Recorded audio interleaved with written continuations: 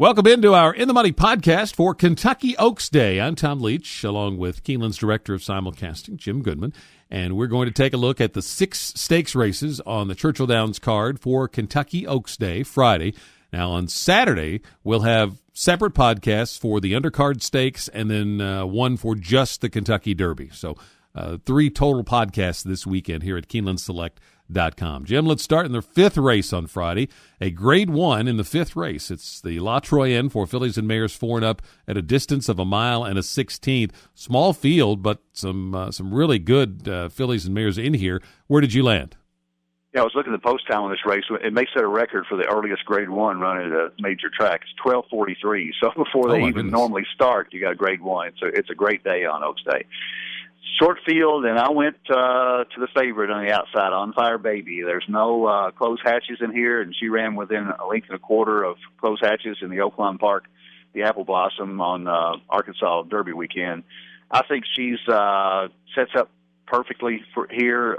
Mile and 16th is a good distance for her. She's 3 for 7. She's 2 for 4 at Churchill. And again, closed hatches in here would be 1 to 5. I'm going to think On Fire Baby might be even money or 6 to 5, something like that. And I'm going to take Devil's Cave behind her, just thinking that Castellano may try to steal it on Devil's Cave. And if he can get out to an easy lead, perhaps she can hang on. But I'm going to do a cold exact On Fire Baby over Devil's Cave in the La Troyenne. Yeah, I'm going with a Pletcher filly and limited budget, thinking maybe I'll get a little value because she was beaten by a big price the last time, and I think there'll be a lot of money on Fire Baby of how good she looked last time. And it's been a good spring to catch some value with Pletcher, with Danza, and then the horse that won the Elkhorn at Keeneland, Unitarian. But unlimited budget, 3rd off a layoff, could be her best. She's working well at Churchill, and she's 2 for 2 at 1 mile and a 16th, which is the distance here. So unlimited budget, and then I'm just going to do an exacta box with her and On Fire Baby. The 6th race is the Grade 3 Twin Spires Turf Sprint for 4-year-olds and up at 5 furlongs on the turf, and this starts the pick 6. I thought this was a wide-open race. I took a horse that was the favorite in the Turf Sprint prep for this at Keeneland. Some of the parts gets a more favorable draw. This horse was down on the inside in the race at Keeneland, gets out on the outside with Rosie here. Horse seems to have really clicked since being paired with Rosie Napravnik and likes the turf sprints. So a shaky pick for some of the parts. Marchman, who won the race at Keeneland, certainly merits a long look. Storm of the Century. Ansel, I think, is an interesting long shot. They're switching to Le Peru, and they get a better post down on the inside for his off-the-pace style. So keep an eye on Ansel, but some of the parts is the pick for me, and I'll use those others in an exacta box with him. What about you? I really like it when my pick is not even mentioned by you. Out of 9 horses, that means it is a wide-open race, and I like undrafted here. That's who I picked last time, I think. Brings this gelding over after being really touted at Keeneland in the Commonwealth and got bumped at the start and just didn't run a step. And coming from poly back to turf, which seems to be a preferred surface for undrafted. Shorting up to 5 furlongs concerns me a little bit, but Velasquez takes him back, and I just think that this horse might be a nice price, 8 to 1, 9 to 1, something like that, in a race where you can make a case for almost everybody. The horses I took below were some of the horses that you mentioned. I like Positive Side coming out of the race at Keeneland, and Marchman. They finished within the neck of each other, and Marchman was 23 to 1 in that race, so you got to hope that was not a fluke, but the Shakertown usually comes back a good race. So Marchman and Positive Side, and even Havelock that came out of the same race that got off to a terrible start and comes from way out of it. This race seems to have a lot of early speed, so Havelock could close on the outside with Castellano. So I can make a case for a lot of them. So if you're going to go start the pick 6, I would not single this race. 7th race is an allowance race. The 8th race gets us back to stakes, and it starts the late pick 4. It's the Grade 3 8 bells for 3-year-old fillies at 7 furlongs. And I thought a really tough challenge here. She's a Tiger, making her 3-year-old debut after getting DQ'd in the Breeders' Cup Juvenile Fillies race last fall. Going to take a lot of money. So will lightly raced fillies from Baffert and Pletcher. Where did you go? I went with She's a Tiger. Gary Stevens picks up the ride, and she won the race. The Breeders' Cup Juvenile Fillies Grade 1 just got knocked out in a very questionable disqualification. And they bring her back at 7 furlongs for her debut, and she's run at 7 furlongs before at Del Mar and won. I just think she's the class of the race. She is hung on the outside, but I think that's probably a good stalking position for her. 50 Shades of Gold with Mike Smith for Brett Calhoun, and Our Amazing Rose are the horses that I would use below there. And I think Fletcher's horse here has a real shot. She's 2 for 2 and got a lot of upside. Maybe tackling a little bit too much right here, though. So She's a Tiger on top of 50 Shades of Gold and Our Amazing Rose. I'm taking 50 Shades of Gold. I like the turn back from a 2-turn race, and they were considering running this filly in the Oaks and decided to come here instead, probably because of Untappable. I think she might have a little bit of a class edge. You mentioned Mike Smith. I think that's a good angle, and I think this is a horse that might get a little overlooked with the Baffert, the Pletcher, with She's a Tiger all in here, and this horse could see her odds float up just a bit and give you some real value. So I like that for 50 Shades of Gold. That's my pick to win the 8 Bells. I'll use her with She's a Tiger, JoJo Warrior for Baffert, maybe the Pletcher filly, maybe Cash Control's a lightly raced filly that's going to be a decent price that I might throw in there well. But 50 Shades of Gold is the one to start it for me. Let's go to the 9th race. It's the Edgewood for 3-year-old fillies going 1 mile and a 16th on the turf, and these are usually good betting races. How did you see this one stacking up? This is an open race, and I went 4 deep here for my pick 4 ticket we'll give out in a minute. But the horse from the outside that I'm going to take a look at is Resistivity, who did not run a step in the Ashland. Actually got off to a good start and just quit. And when a horse gets beat by 25 lengths, and she's been very consistent prior to that, I just draw a line through that. Maybe she didn't like the polytrack. Maybe she didn't just fire that day. She was 27-1 in the Ashland, so she's taking a big step up. This is a more reasonable spot for her, and coming off the Gulfstream race was very impressive. The turf race on March 15th. So I'm going to draw a line through the Ashland and pick Resistivity here, but I'm also going to use in my pick 4 Granny Mac's Kitten for Ramses, who were terrible at Keeneland. I had a lot of bad luck at Keeneland, so maybe they're going to turn around at Churchill. Candy Kitty for Todd Pletcher, and a little bit Sassy, who may actually go the favorite off that last race at Keeneland. Got beat by Party Now, but really was rank in that race and probably needed the race after a 6-month layoff. So I'm going to go with Resistivity over Granny Mac's Kitten, Candy Kitty, and a little bit Sassy with All in the bottom leg of the trifecta. This is one of the ones where you did mention the horse that I'm picking, and it's Little Journey.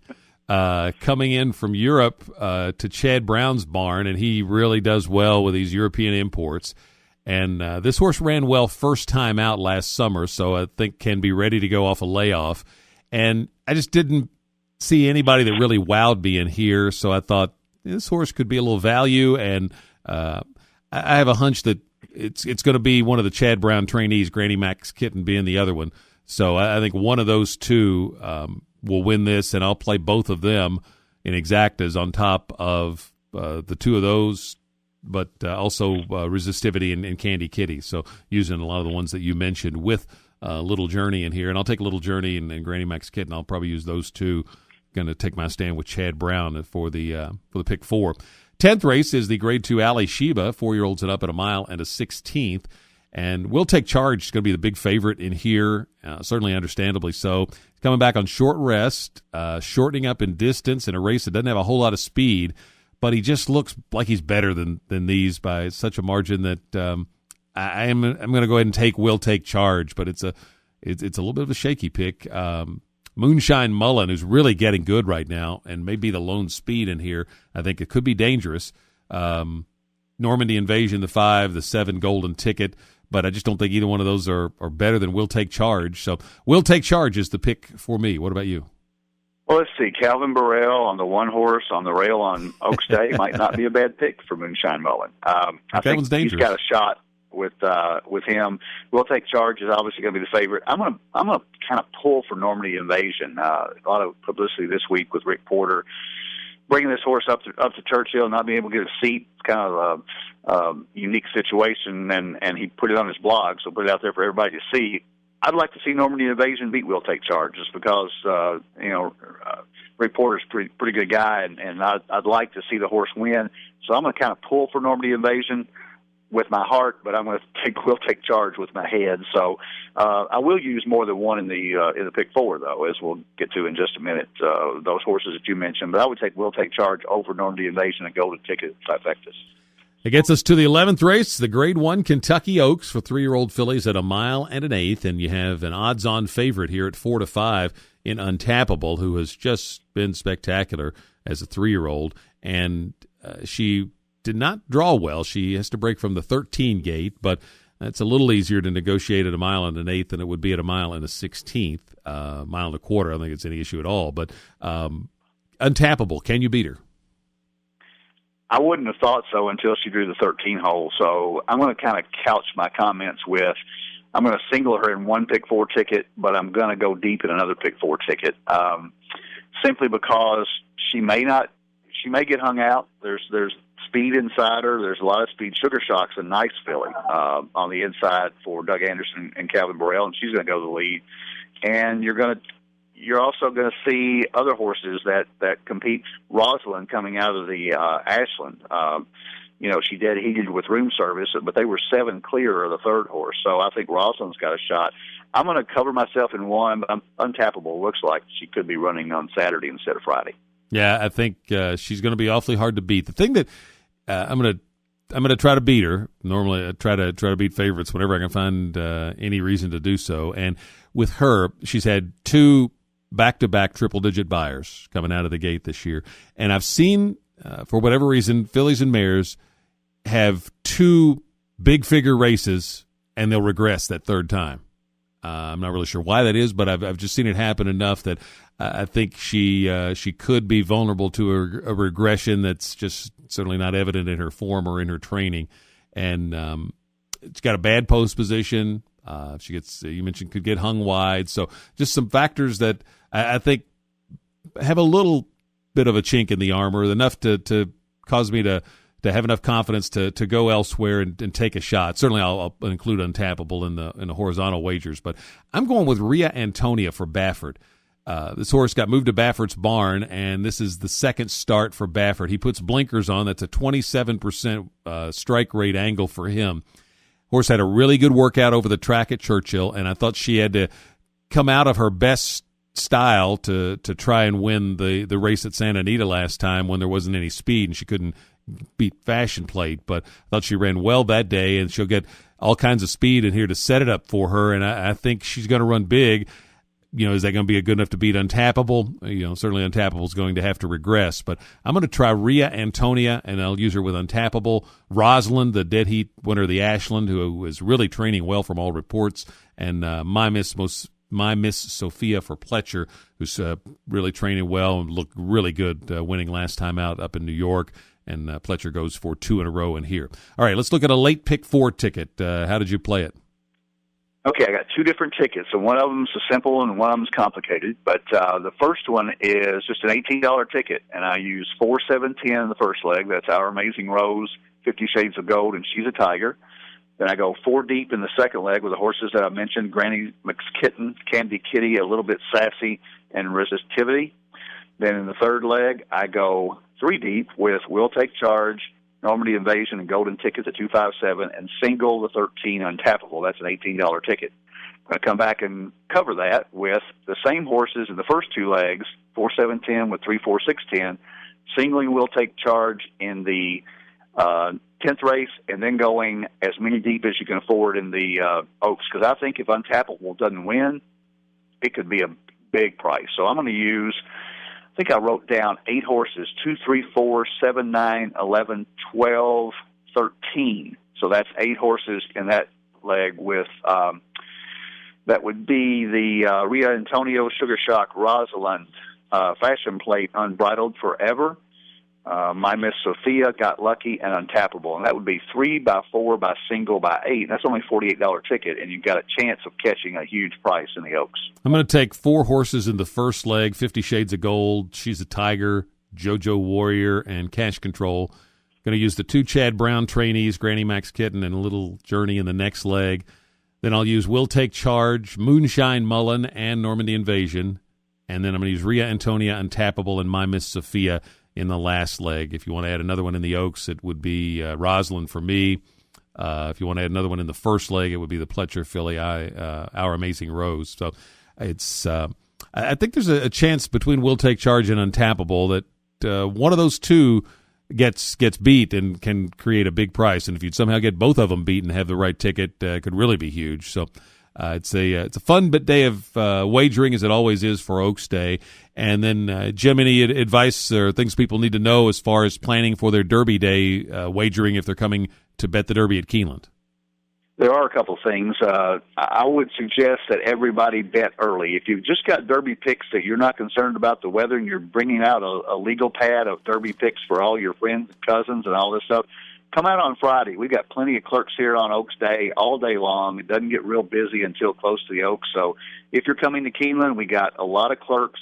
The drive-thru will be less crowded on Friday. We've got Thoroughbred Center open and a drive-thru at the horse park. We do not have drive-thru at the Red Mile this year, so there is going to be more congestion a little bit out at Keeneland. On Saturday, come early, as early as you possibly can. Our grandstand opens at 10 a.m., so you can park and walk in and get out in 10 minutes because we'll have at least 165 clerks working on Derby Day. They get real busy in the afternoon, but in the mornings is not bad at all. So those are the tips I have, and bet early as early as you possibly can, and we will open that drive-thru at 8 o'clock on Friday mornings. And again, podcasts on Saturday for the undercard, and then a separate one just for the Kentucky Derby that Jim and I will do on the In the Money podcast right here at KeenelandSelect.com.